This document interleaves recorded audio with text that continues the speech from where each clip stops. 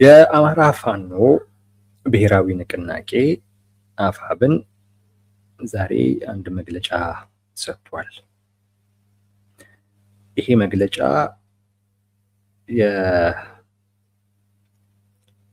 የኢድ አልፈጥርን በዓል ምክንያት በማድረግ እንኳን አደረሳችሁ ለማለት የወጣ መግለጫ ነው። በእርግጥ ግን ለየት ያሉ ነገሮች አይቼበታለሁ እና ከሁለተኛውም ጉዳያችን ጋር አብሮ ደግሞ ተያይዞ ሊታይም የሚችል ነገር አለው። አንደኛው በጣም ለየት ያለ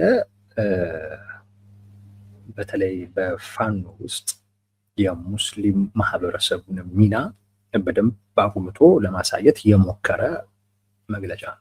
እንኳን አደረሳችሁ መግለጫው አጋጣሚውን ተጠቅመው አንዱ ያደረጉት ነገር በፋኖ ውስጥ ሙስሊሙ ማህበረሰብ በአመራርነት፣ በአባልነት፣ በደጋፊነት ምን አይነት አስተዋጽኦ እያደረገ እንደሆነ እሱን በደንብ ለማሳየት የሞከሩበት ነው። አንድ ሁለተኛ ለእምነቱ ማህበረሰብም ያላቸውን ዋጋ በደንብ ለማሳየትም ጭምር የሞከሩበት ነው። የቁርአንን ጥቅስ ሁሉ እስከ መጥቀስ ድረስ ሁሉ ሄደዋልና ብዙ ጊዜ እንዲህ አይነት ነገሮችን የምናውቀው ጠቅላይ ሚኒስቴሩ ሲያደርጉት ነው እና ያው ጠቅላይ ሚኒስቴሩ ሲያደርጉት በአብዛኛው ያው ሃይማኖትና ፖለቲካን እየቀላቀሉ ምናምን ተብሎ ይወራል።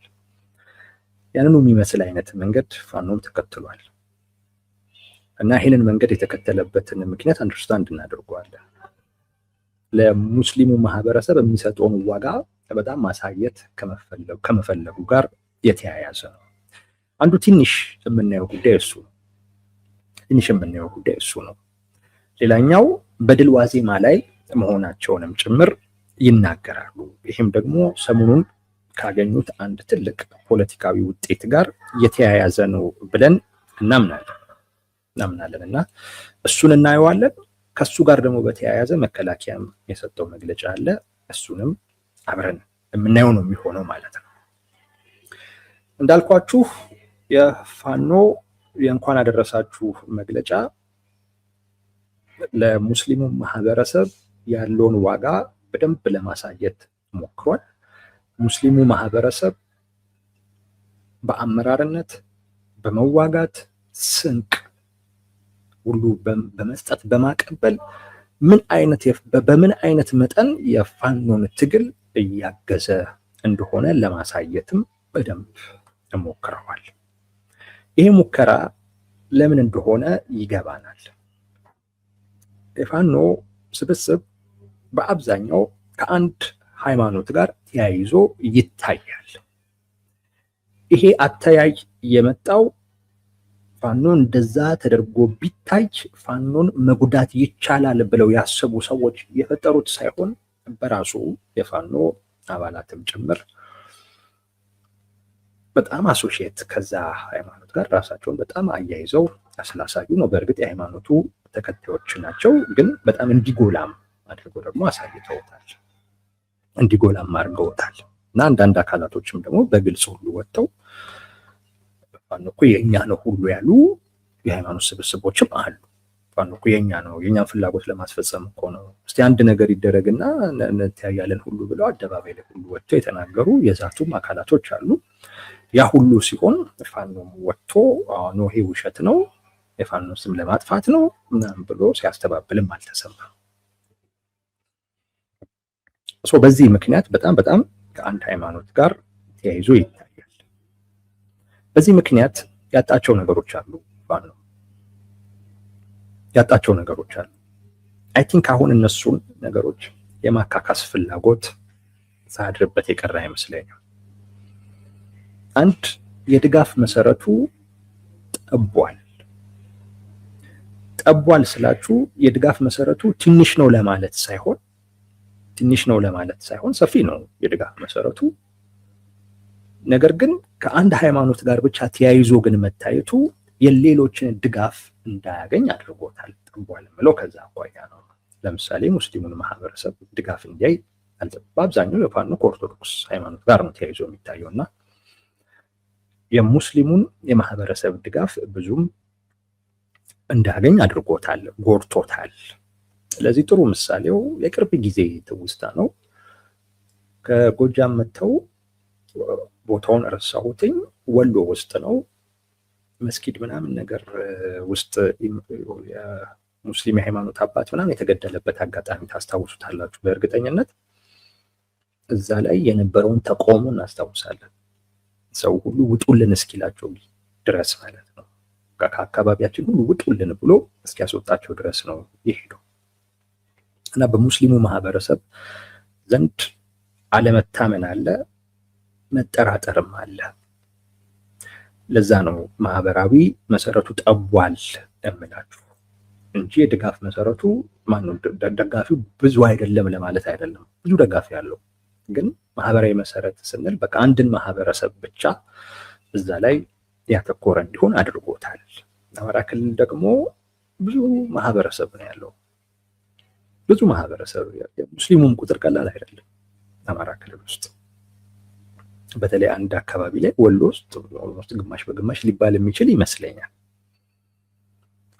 እንደዛ አይነት ነገር ነው እና ትንሽ አንዱን ሃይማኖት ብቻ የምትደግፍ ወይም ከዛ ጋር ብቻ ተያይዘህ የምትታይ ከሆነ ለማህበረሰቡ በጣም የሚያስደነግጥ ነው የሚሆነው እና ይህን የተረዱት ይመስለኛል። አንድ ሁለተኛ፣ በብልጽግና በኩል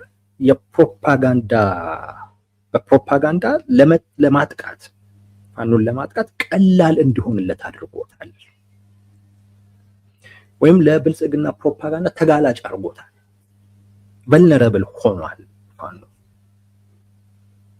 አይታችሁት ከሆነ በአብዛኛው የሚጠቃው በዚህ ነው፣ ከሃይማኖት ጋር በተያያዘ ፋኖ መከላከል ሁሉ ሳይችል የሚቀረው በዛ አይነት ምክንያት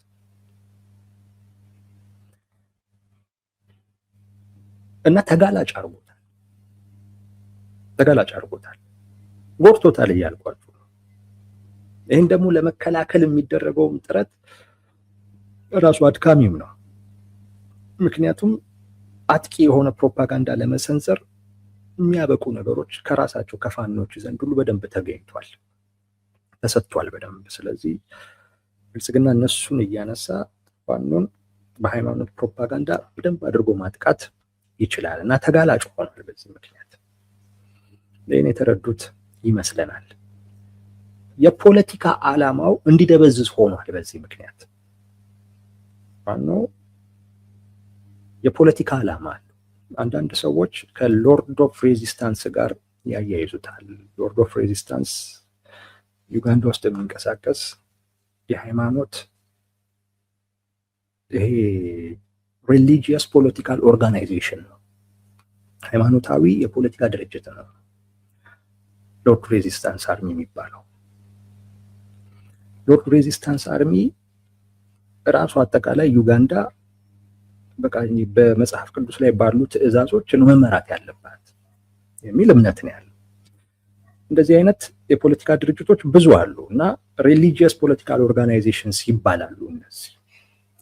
አንዳንድ ሰዎች ፋኖን ከሎርድ ሬዚስታንስ አርሚ ጋር ያያይዙታል። ፋኖ እንደዛ የሚያያዝ አይደለም። ከዛ ጋር መያያዝ በጣም አስቸጋሪ ነው። ፋኖ መጽሐፍ ቅዱሳዊ በሆኑ ትእዛዛት ነው ኢትዮጵያ መመራት ያለባት የሚል እንደዛ አይነት አቋም የለውም። ፋኖ ጋር ያለው የክላርክሊዝም የሚባል እምነት አለ።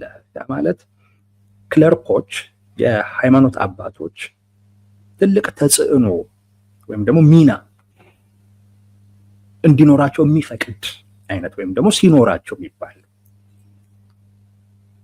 ክለርኮች፣ የሃይማኖት አባቶች ትልቅ ሚና ሲኖራቸው እና በፋኖ ውስጥ ያለው ነገር ኢትዮጵያ በመጽሐፍ ቅዱሳዊ ሕጎች ነው መመራት ያለባት የሚል የፖለቲካ እምነት ሳይሆን ያለው የሃይማኖት አባቶች ተጽዕኖዋቸው ከፍ ብሎ የሚታይበት አይነት ስብስብ ነው ፋኖ እና ከሎርድ ሬዚስታንስ ኦፍ አርሚ ጋር የሚያያዝ ነገር አይደለም።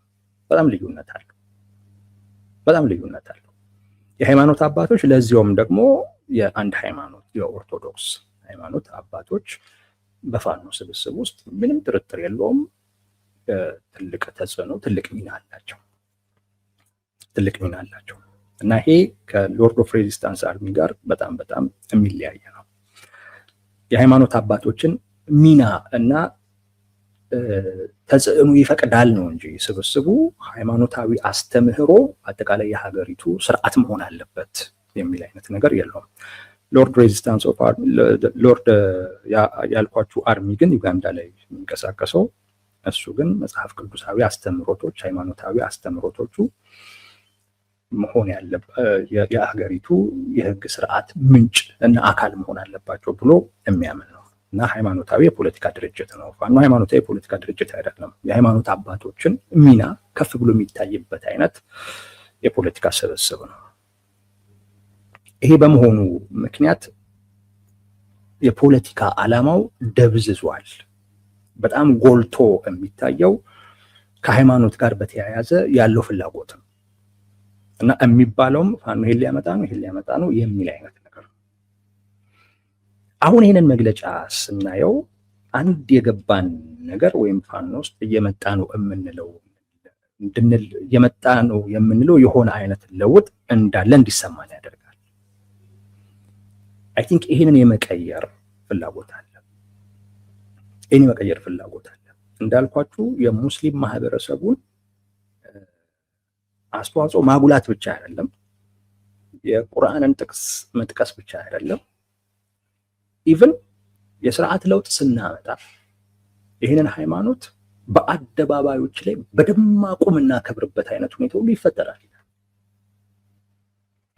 ብዙዎቹ የፋኖ አደረጃጀትን የሚደግፉ ሰዎች ካያችሁ እንደውም ሰሞኑን ቅርብ ጊዜ ነበር አይደል የኢድ አደባባይ መስቀል አደባባይ የሚባል ክርክር ውስጥ ብዙ ጊዜ የፋኖ ሰዎችን አታጧቸው፣ ሚዲያ ላይ ያሉትን ማለት አታጧቸው፣ እዛ ውስጥ ታገኟቸዋላችሁ።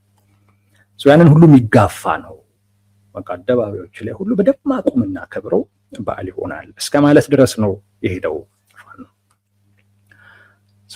በእኔ እምነት ይሄ መግለጫ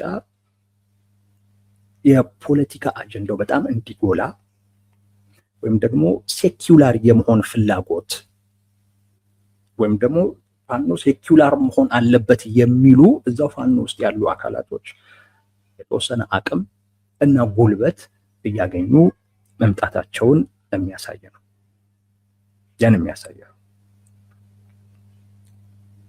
ከሃይማኖቱ ተነጥሎ የፖለቲካ አጀንዳው እንዲጎላ የሚፈልጉ አካላቶች አሉ።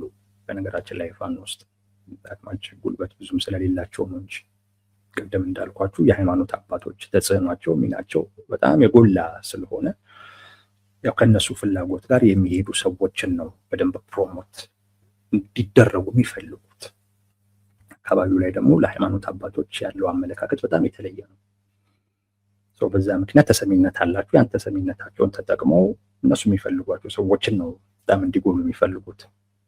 ከዛ አኳያ ቅድም ባልኳቸው አይነት መልኩ ታይቷል። በአብዛኛው የፖለቲካ አጀንዳው ደብዝዞ ከሃይማኖት ጋር ያለው ትስስር ነው በጣም ጎልቶ ሲታይ የነበረው እና ከሃይማኖት ተነጥሎ ሴኩላር ሆኖ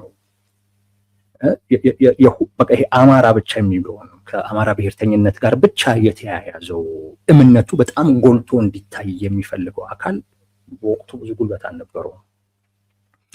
አሁን ግን ትንሽ ጡንቻ እያወጣ ያለ ይመስላል።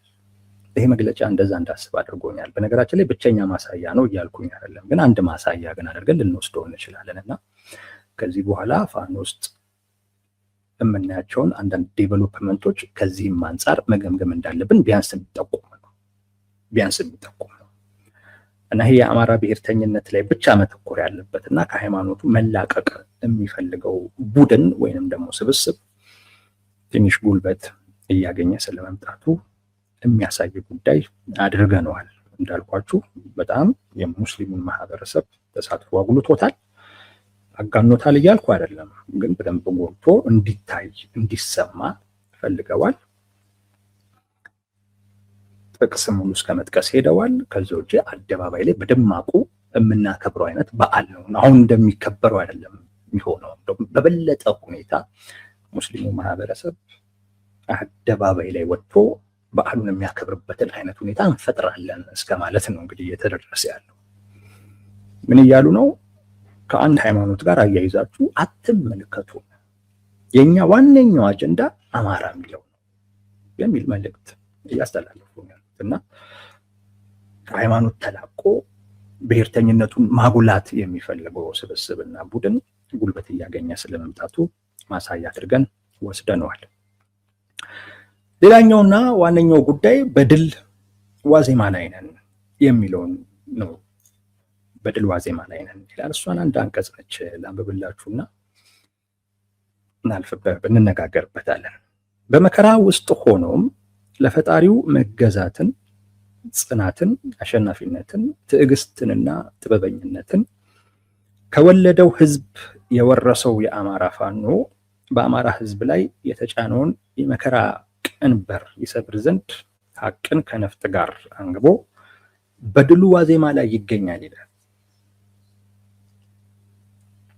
በድሉ ዋዜማ ማለት ድል እየቀናን ነው፣ የተሳካልን ነው እያሉ ነው ያሉት አፋብኖች።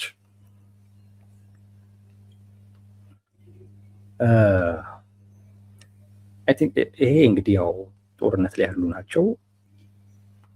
በደንብ ለፕሮፓጋንዳም እንዲሆን በደንብ አጉልቶ ምን ብሎ ማውራት እንዳለባቸው ይሰማኛል። የድል ዋዜማ ላይ ናቸው በዛ ደረጃ ባላየውም፣ ግን ውጤት ግን እያመጡ ነው። ይህ የሚካድ አይደለም፣ ቀላል አይደለም። ለአንድ ታጣቂ ለዚያውም በተለያየ በተበታተነ አደረጃጀት ውስጥ ሆኖ ቀላል መሳሪያዎችን ይዞ የሽምቅ ተዋጊ ሆኖ ኦልሞስት ይሄው ከመንግስት ጋር እየተዋጋ ከ3 ዓመት በላይ የቆየ ነው ያለው። ይሄ ቀላል አይደለም፣ ቀላል ውጤት አይደለም። ከዚህ ቀደም ነግሬያችኋለሁ። ጊዜ ለሸማቂው ኃይል እድል ነው፣ ለመደበኛ ሰራዊት ግን ጠላቱ ነው። ለሸማቂው ወዳጁ ነው። ጊዜ ባገኘ ቁጥር፣ ጊዜ በሄደ ቁጥር እየተዳከመ እየተሰላቸ ኃላፊነቱ፣ ጫናው፣ ግዴታው እየከበደበት የሚመጣው መደበኛው ኃይል ነው፣ መንግስት ነው። ጊዜ በሄደ ቁጥር ዋኖ ጊዜ በሄደ ቁጥር ተጠቃሚ ነው፣ ተጎጂ አይደለም። እና ብዙ ጊዜ ከሸማቂ ጋር የምታደርገውን እንቅስቃሴ ከጊዜም አንጻር መመዘን በጣም ተገቢ። ከጊዜ አንጻር እያየህ ፋኖ ደግሞ እንዳልኳችሁ ጊዜ ብቻ አይደለም ያገኘው፣ አሁን ወዳጆችም አሉት፣ በቅርብም በሩቅም ያሉ ወዳጆችም አሉት። መቆየቱ ራሱ አንድ ውጤት ነው የምላችሁ። መቆየቱ ራሱ ከዛ ውጪ ሰሞኑን ያደረገው እንቅስቃሴ ሌላ ትልቅ ውጤት ነው።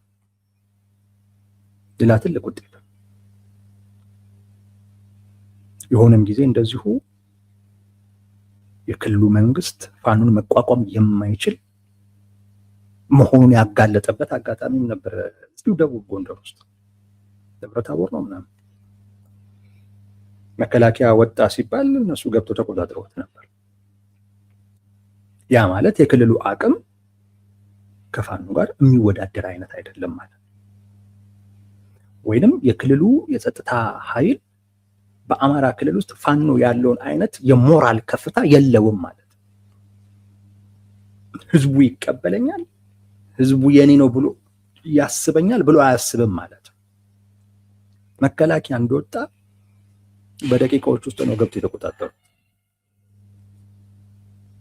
ይሄ ክልሉን አቅም ያጋለጡበት የሰሞኑ የጋይንቱ የሐሙሲት ደግሞ በፈለጉት ጊዜ የፈለጉትን አካል እስከ ከንቲባ ድረስ ላይ እርምጃ መውሰድ የሚያስችል አቅም እንዳላቸው ያሳዩበት እና ውጤታማ ናቸው። ውጤት እያገኙ እንደ ድል ነው ሊቆጠርም የሚችለው። በዚህን ወቅት ላይ በዚህ ደረጃም ላይ መገኘት እንደ ድልም ጭምር ሊቆጠር የሚችል ነው። ብዙ ስላልኩበትኝ ነው የሰሞኑን ጉዳይ ዛሬ መድገም ያልፈለግኩት እንጂ እንዳልኳችሁ አቅማቸውን ብቻ አይደለም ያሳዩት፣ የመንግስትን ደካማነት ጭምር ሁሉ ያሳዩት። ቀላል አይደለም። ከፍተኛ የመንግስት ባለስልጣን የተገደለው ከንቲባ ማለት ከፍተኛ የመንግስት ባለስልጣን ማለት። ከዛ ባለስልጣን በታች ደግሞ ያሉ እኮ የሚሊሻ ኃላፊ ምናምን እኮ ብዙ እኮ ተገድለዋል። እኔ እዚህ አምጥቼ ይሄን ያክል ሰው ምናምን ማለቱን ብዙ ስለማልወድ ነው። ይሄንን የሚሉ የሚያቀርቡ አካላቶች አሉ። በዝርዝር ማወቅ ከፈለጋችሁ እዛ ሄዳችሁ ብትሰሙ ትችላላችሁ። ትልቅ ውጤት ነው። ትልቅ ውጤት ነው።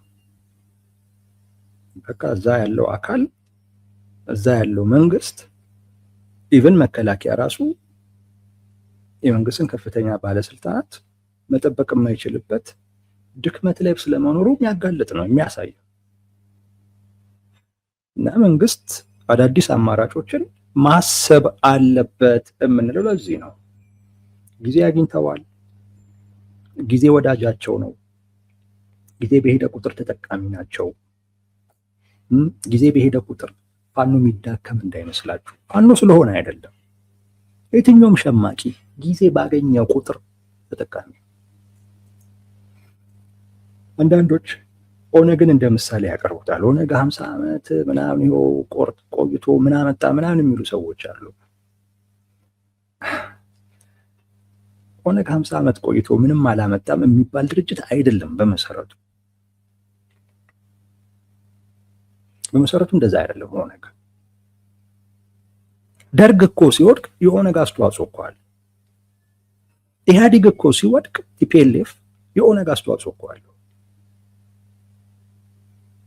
መች ስልጣን ላይ ወጣ ካላላችሁ በስተቀር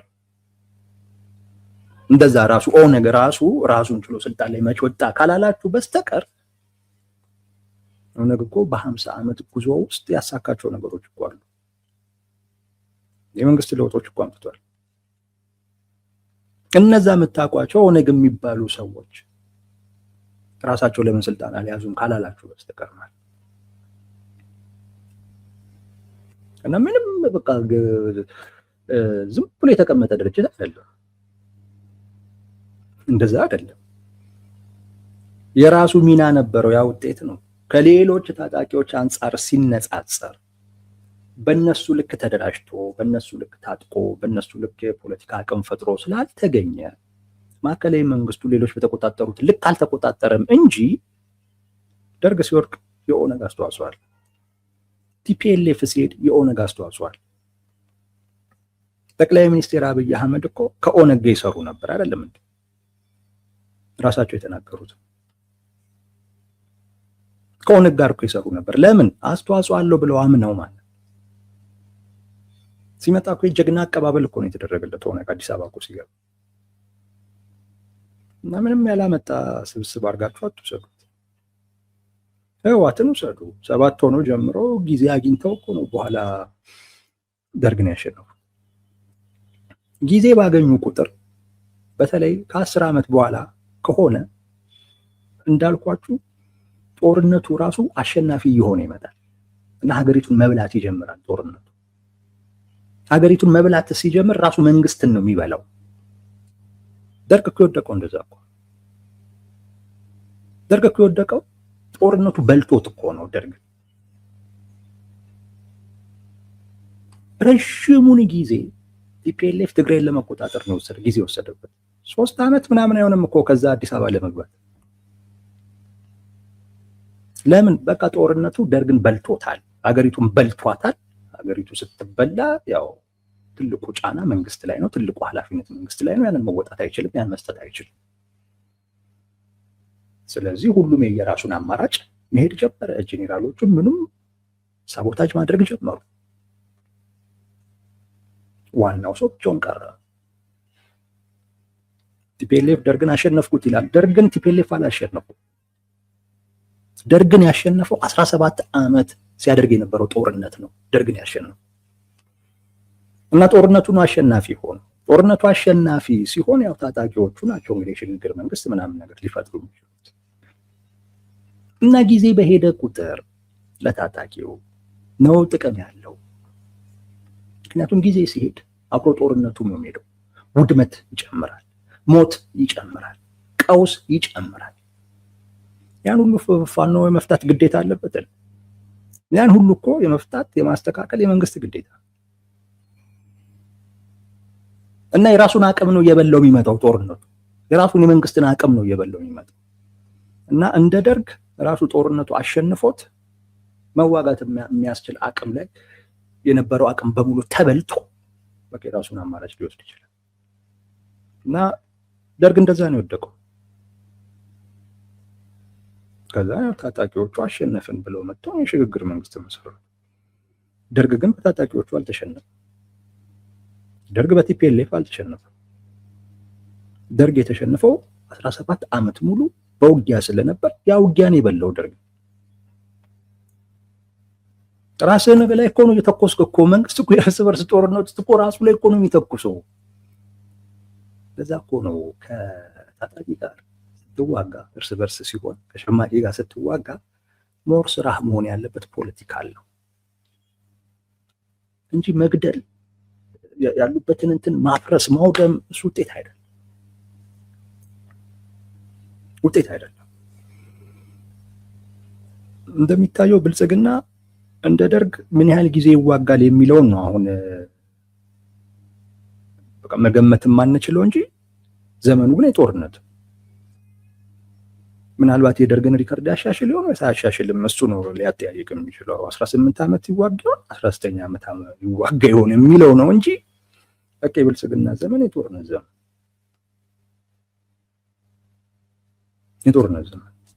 እና በዚህ ሂደት ውስጥ ብልጽግናንም ጦርነቱ ይበላዋል።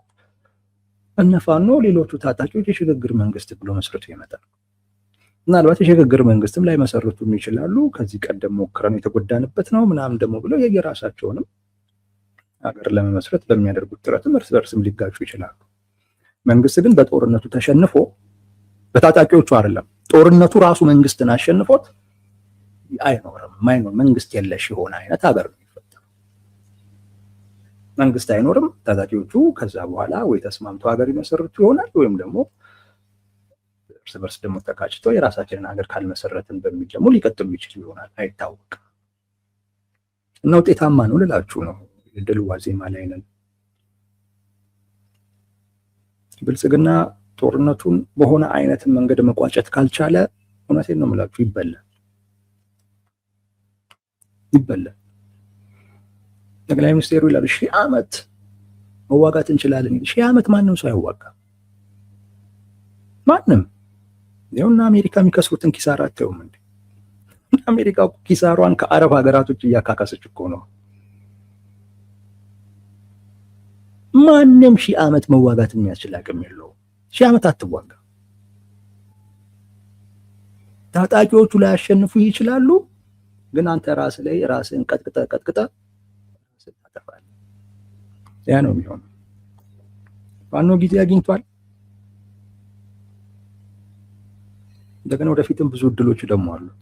አሁንም ደግሞ እያየነው እንዳለነው ደግሞ የመንግስትን ድክመት በጣም የሚያጋልጡ እንቅስቃሴዎችም እያደረገ ነው ያለው። ለዛ ነው የሆነ አይነት አማራጭ መፍጠር ያስፈልጋል አማራ ክልል ውስጥ የምንለው። ብልጽግና ዳና አልዳነኛ ግድ አይሰጠንም። ባይደንም ችግር የለብንም። ግን እንዳልኳችሁ ብልጽግና ጦርነቱ ከበላው በኋላ ታጣቂዎቹ ተስማምተው ኢትዮጵያ የምትባለውን ሀገር ያስቀጥላሉ አያስቀጥሉም ግን አናቅ። አንዳንድ ሰዎች እኮ ብልጽግናን የሚደግፉት በዚህ ምክንያት ነው። ታጣቂዎቹ ላይ መተማመን ስለሌለ ብልጽግናን ይደግፉታል። ግን ይሄ ሀገሪቱን ይጎዳታል። መደገፍ አይደለም ያለብህ። አሁን ብልጽግና የተለየ አማራጭ እንዲያይ ማስገደድ ነው ያለብህ። በደገፍከው ቁጥር ማው ጦርነቱን ነው የሚያስኬደው። ጦርነቱ በሄደ ቁጥር ወደድክም ጠላህም ጦርነቱ አንተንም እሱንም ይበላል። ሀገሪቱን እየበላ ይመጣል።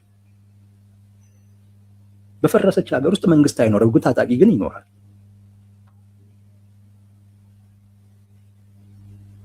የተለየ አማራጭ እንዲከተል ግፊት ማድረግ ነው የሚያስፈልገው። ግፊት ማድረግ ነው። ኢቭን ስለ ሀገር እንኳን የምታስብ ከሆነ ማለት የተለየ አማራጮችን እንዲጠቀም እንዲፈጥር እንዲያይ። ጦርነት ብቸኛ አማራጭ አይደለም። አማራ ክልል ላይ ብዙ ፖለቲካል ኮሚትመንቶች ሊወሰዱ ይገባል፣ ሊኖሩ ይገባል። ችግሩን ሊፈታ የሚችል ፋኖ በሚሉትም ልክ ባይሆኑም ግን ውጤታማ ግን ናቸው። በቃ እኔ ነግሬያቸዋለሁ። መንግስት ፋኖን አያጠፋውም የሚል ድምዳሜ ላይ ደርሻለሁ። አያጠፋውም፣ እርግጠኛ ሆኜ ነው የምነግራችሁ። ብልጽግና ራሱ ይጠፋል እንጂ ፋኖን አያጠፋውም። ይሄን እርግጠኛ ሆኜ ነው የምነግራችሁ። ብልጽግናን ፋኖ ባያጠፋው ራሱ የገባበት ጦርነት በልቶ ያጠፋዋል። ደርግ እንደጠፋው ደርግ በቲፒኤልኤፍ አልተሸነፈም። ደርግ በኦነግ አልተሸነፈም። ደርግ የተሸነፈው በጦርነቱ ነው። የተሸነፈው። ይህን ማወቅ ያስፈልጋል። በመንግስት በኩል መግለጫ ተሰጥቷል። ጋይንት ላይ አንብብላችሁ ዋናዋን ርዕሷን ማለት ነው። በመንግስት በኩል ምንም አይነት ለውጥ እንደሌለ ማሳየው ይሄ ነው። ጋይንት ላይ የታቀደው ሴራ በሰራዊቱ ክንድ ከሽፏል አለ መንግስት። ጽንፈኛው ቡድን ለህዝብና ለሀገር የማያስብ ይልቁንም ኢትዮጵያን ጠል የሆኑ የላኪዎቹን አጀንዳ ተሸክሞ ክልሉን ለማተራመስ እየሞከረ ነው። ይሄንንም ተልእኮን ለማሳካት ጋይንት ውስጥ ገብቶ ነበር፣ አከሸፍ ነው ይላል መከላከያ። መጠየቅ ያለብን ይሄንን ነው። ምንድን ነው ያከሸፈው? ምን ጋይንት ላይ ምንድን ነው የከሸፈው? እስቲ ራሳችሁ ጠይቁ። ጋይንት ላይ ምን ከሸፈ? መከላከያ እንደሚለው ፋኖ ተሸክሞት የመጣው ሴራ ነው የከሸፈው ወይንስ መከላከያ ላለፉት 3 ዓመታት ሲለፈልፈው የነበረ ፕሮፓጋንዳ ነው የከሸፈው? የቱን የከሸፈው? ጋይንት ላይ ፕሮፓጋንዳው እኮ ነው የከሸፈው። የለም ያሉት አካል አለሁ አለ። ምንም አያመጣም ያሉት አካል ከንቲባ ገድሎ አሳየ። ምን ማድረግ ነበረበት? አካባቢውን ተቆጣጥሮ እንዲያስተዳድረው ነበር የጠበቁት። ይህማ እኮ ፋኖ ከኔ ያጠብቁ እኮ ብሏል። ምንድን ያላደረጉት? የመንግስትን መዋቅር እኮ ነው አፍርሰውት እኮ ሄዱት። ምንድን ያላደረጉት? ጋይንት ላይ ሐሙሲት ላይ አንድ ከንቲባ ተገደለ ማለት ከዛ በኋላ ከንቲባ ልትሾም ትችላለህ። ግን ያ ከንቲባ እርግጠኛው ነው የምነግርህ ደብል ኤጀንት ነው የሚሆነው። በብልጽግና አይተማመንም። ስለዚህ ለብልጽግና መስጠት ያለበትን ሁሉ አይሰጥም። ህይወቱን ለማዳንም ሲል በተወሰነ ደረጃ ለፋኖችም ይሰራል። እንደዛ ነው የሚያደርገው። ሰራተኛውም እንደዛ ነው፣ ህዝቡም እንደዛ ነው የሚሆነው። አሁን ሐሙሲት ላይ ጋይንት ላይ የሆነውን ያየ አካል መንግስት እንደዚህ አድርግ ሲለው እሺ ብሎ የሚያደርግ ይመስላችኋል? ላያድነው ነገር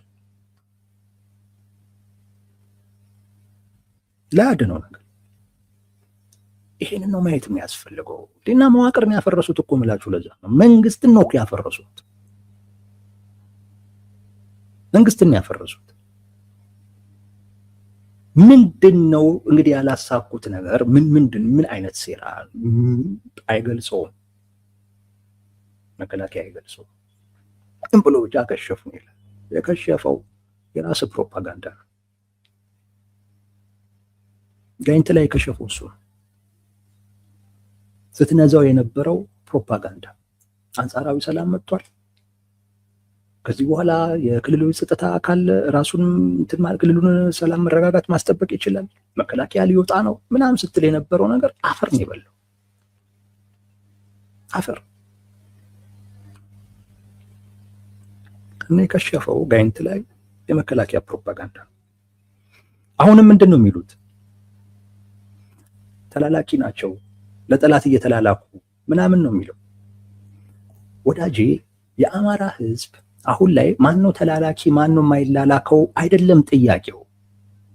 ባይዘው አንተም ተላላኪ መሆንህን ነው የሚያውቀው። እና አንተ ራስህ ስትላላክ የነበርክ አካል አሁን ሌላውን ተላላኪ ብትል የሚሰማህ የለም።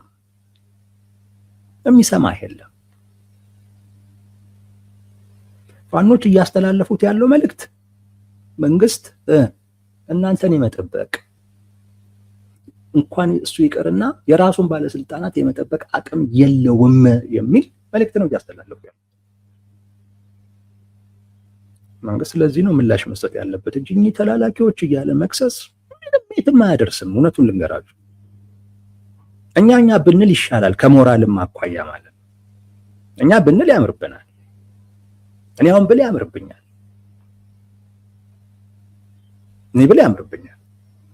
ግን ያኔ ሲላላክ የነበረ አካል አሁን ሌላውን በመላላክም ለመክሰስ ሞራሉንም ከየት እንደሚያመጡት አላውቅም።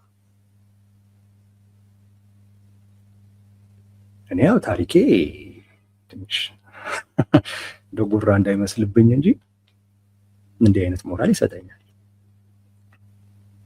ባንዳም ለማለት ተላላኪም ለማለት እኔ ብቁ ነኝ ብዬ አስባለሁ። በጣም ብቁ ነኝ ብዬ አስባለሁ። በየትኛውም አጋጣሚ የሀገር ጠላት ነው ከምለው አካል ጋር ተሰልፌ አላውቅም። በየትኛውም አጋጣሚ ብልጽግና ተሰልፎ ያውቃል። እያለ ያለው ምንድን ነው? ሻዕቢያን እኮ አሁን እኮ ነው ያወቅነው ነው እኮ እያለ እኮ ያለው። ተሰልፏል እኮ እሱን መካድ አይችልም። ግን ምን እያለ ነው? ያኔ ሳላቅ ነበረ እያለ ነው። ልክ ያኔ ከብልጽግና ጋር ሆነው በትግራይ ህዝብ ላይ ብዙ ፕሮፓጋንዳ ሲነዙ የነበሩ ሰዎች ጠቅላይ ሚኒስቴሩ እንትን አሳስቶን ምናምን ብለው ይቅርታ ምናምን እንደሚሉት ጠቅላይ ሚኒስቴሩ የብልጽግና ሰዎችም ሻዕቢያን አሁን አውቀነዋል እኮ ነው የሚሉት። ያ ማለት ትናንት አላወቅነውም ነበር ሸውዶናል እያሉ ትላንት ለሻዕቢያ ሲላላክ ነበር። መከላከያ ላይ አለ የምትለው ጄኔራል ምናምን ለሻዕቢያ ጄኔራሎች ሲላላክ ነበር። ይሄ ሀቅ ነው። ዛሬ ላይ ብድግ ብሎ ፋኖች ተላላኪ ናቸው ምናምን በማለት ከህዝብ የሚፈለገውን ነገር አገኛለሁ ፋኖን ከህዝብ ነጥላለሁ ብሎ የሚያስብ ከሆነ ብዙ የሚያስኬድ አይደለም። ራሱ የብልጽግናንም የሞራል ደረጃ የሚያሳያል። እውነት ለመናገር በዚህ ፋኖን እነጥላለሁ ብሎ ማሰብ ማለት እንዴት ራሱ ያንን ሲያደርግ የነበረ እኮ አካል ሲያመሰግን ምናምን እኮ የነበረ አካል በዚህ አይነጥልም። ይሄ የአማራ ህዝብ ይህንን አያውቅም ብሎ ማሰብም ስህተት ነው። ከዛ ውጪ ህዝቡ ካንተ የተነጠለው አንደኛ የአማራ ህዝብ ለሚጠይቃቸው ወይም ለሚያነሳቸው ፖለቲካዊ ጥያቄዎች ለአማራ ህዝብ የፖለቲካ ፍላጎትና ጥቅም ደንታቢስ በመሆነ አንድ፣ ሁለት ለየትኛውም ወገን የህይወት ዋስትና መስጠት የሚያስችል አቅም ስለሌለህ ነው። በነገራችን ላይ ብልጽግና በጣም ሊረዳ የሚገባው ይሄንን ነው። በተለይ የአማራ ህዝብ ከብልጽግና የተነጠለበት ዋነኛው ምክንያት የተለያዩ ክልሎች ላይ በማንነቱ ይደርስ የነበረ በደል ስለነበረ ለዛ ትኩረት አይሰጥም። መንግስት ሊያስቆም አይችልም። ለህይወት ዋስትና መስጠት አትችልም። ኢቨን አሁን አማራ ክልል ውስጥም ሆነ ለህዝቡ እኮ አይደለም ያንተን ስራ ለሚሰራ ሚሊሻውን በለው ከንቲባን በለው የህይወት ዋስትና እየሰጠኸው አይደለም፣ እየተከላከልክለት አይደለም። ፋኖ ያጋለጠው ይሄንን ነው። መንግስት እኮ በአብዛኛው ከህዝቡ እኮ የተነጠለበት ምክንያት እኮ ደካማ ነው በሚል እኮ ነው። አብዛኛው በወቅቱ የነበረው ደጋፊ በሙሉ እኮ ከመንግስት የተነጠለው ይሄ ደካማ ነው፣ ለዜጎችም ሞት ትኩረት አይሰጥም፣ እንዲሁ ችላ ብሎ ነው የሚያልፈው። ለራሱ ፍላጎቶች እሱ ፕራዮሪቲ ለሚሰጣቸው ነገሮች ነው ቦታ የሚሰጠው እንጂ ለሰው ልጅ ህይወት ዋጋ አይሰጥም ብቻም ሳይሆን የሰውን ልጅ ህይወት ለዛም ዋስትና መስጠትም የሚያስችልም አቅምም የለውም ተብሎ እኮ ነው። አብዛኛው ደጋፊ እኮ የሸሸው በዛ ነው። መከላከያ አማራ ክልል ውስጥም ገብቶ ይኸው ድክመት እንዳለበት እየታየ ነው። ለዚህ ነው ምላሽ መስጠት የሚያስፈልገው እንጂ ሲላላኩ እየተላላኩ ምናምን ወዳጄ የህዝቡ ጥያቄ በህይወት የመኖር መብቴ ይከበርልኝ፣ ሰላም ይምጣ፣ መረጋጋት ይምጣ እያለ ነው። ተላላኪ ምናምን እያልክ በመክሰስ ብታመጣው ነገር የለም። ሰላም አምጣ ነው እየተባልክ ያለው፣ መረጋጋት አምጣ ነው እየተባልክ ያለው። ያን ማምጣት የሚያስችል አቅም ቢኖርህ ሰው ከልቡ ባይቀበልም ቢያንስ ሰላምና መረጋጋት በመኖሩ ወጥቶ መግባት በመቻሉ ምክንያት ህይወቱን መቀጠል በመቻሉ ምክንያት ትዕግስት ይኖረዋል።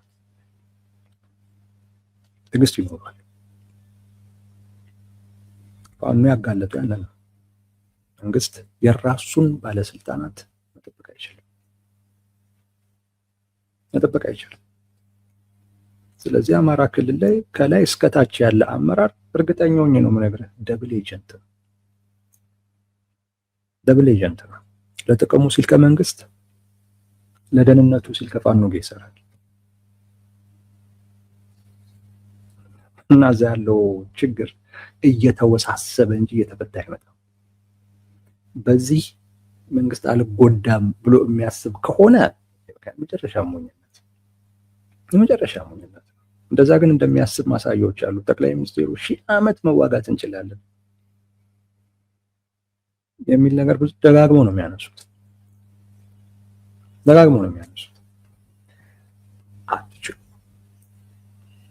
አትችሉ። እንደውም ከዚህ በኋላ አንድ 5 ዓመት መዋጋት የምትችሉ አይመስለኝም እውነት ለመናገር። ሌሎች አማራጮችን ለማሰብ መሞከር ጥሩ ነው። ኤኒዌይስ መከላከያ ያከሸፈው ምንም ሴራ የለም። ሲጠቃለል ያ ነው። እንደውም ጋይንት ላይ የራሱ የመከላከያ ፕሮፓጋንዳን የከሸፈው እንጂ እሱ ያከሸፈው ሴራ የለም። ፋኖ ሊያደርግ የፈለገውን ነገር በሙሉ እስከ ጥግ አድርጎ ነው የወጣው። እስከ ጥግ። እንደዚህ አይነት አቅም ከየት እንዳመጡ አላውቅም።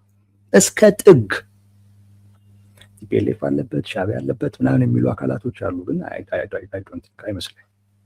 እንደውም በአሁኑ ብዙም አልተወራም። ከዚህ ቀደም እንደዚህ አይነት ነገር ተወርቶ መንግስትም ኢቨን ራሱ በውጭ ጉዳይ ሚኒስትሩን በኩል ምናምን ለዓለም አቀፉ ማህበረሰብ ሁሉ አሳውቆ ግን ያቀረበው የቲዲኤፍም ሆነ ሻዕቢያ ታጣቂ አልነበረም።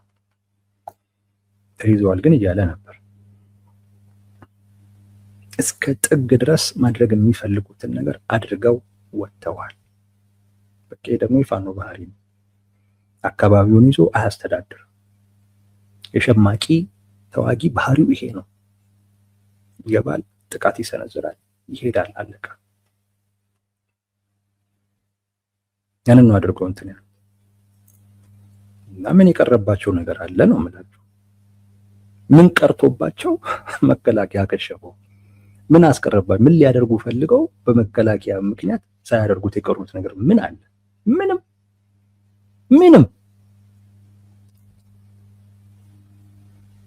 እና የከሸፈው ጋይንት ላይ የመከላከያ ፕሮፓጋንዳ ነው ለማለት ነው ወዳጆች።